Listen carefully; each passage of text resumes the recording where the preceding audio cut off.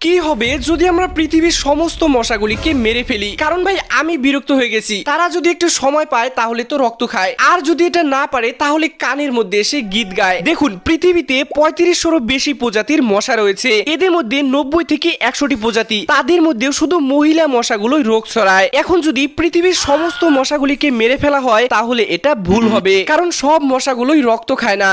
কিছু কিছু মশা নিরামিষও খায়, যেমন বেশিরভাগ পুরুষ মশাগুলো ফুল থেকে নেকটার চুষে খেয়ে বেঁচে থাকে। এজন্য তারা ফুল ও ফলের বংশবৃদ্ধি অর্থাৎ পরাগগ্রায়নেও সাহায্য করে। তাই যদি একদম মশাগুলো হারিয়ে যায় তাহলে যে গাছগুলো মশার দ্বারা বংশবিস্তার হতো সেগুলোও ধীরে ধীরে মারা যেতে শুরু করবে। যারা গাছপালা লতাপাতা এগুলো খেয়ে বেঁচে থাকতো তারাও মারা যেতে শুরু করবে, তাদেরকে যারা খেয়ে বেঁচে থাকতো তারাও মারা যেতে শুরু করবে। আর এভাবেই পুরো ইকোসিস্টেমটি ধীরে ধীরে নষ্ট হয়ে যাবে, শেষ পর্যন্ত আমাদের উপরই প্রভাব পড়বে। সম্ভবত এইসব কারণেই মহান আল্লাহ তাআলা সূরা আর রহমানের মধ্যে বলেন, হে জিন ও মানব জাতি, তোমরা আমার কোন কোন নিয়ামতকে অস্বীকার করবে।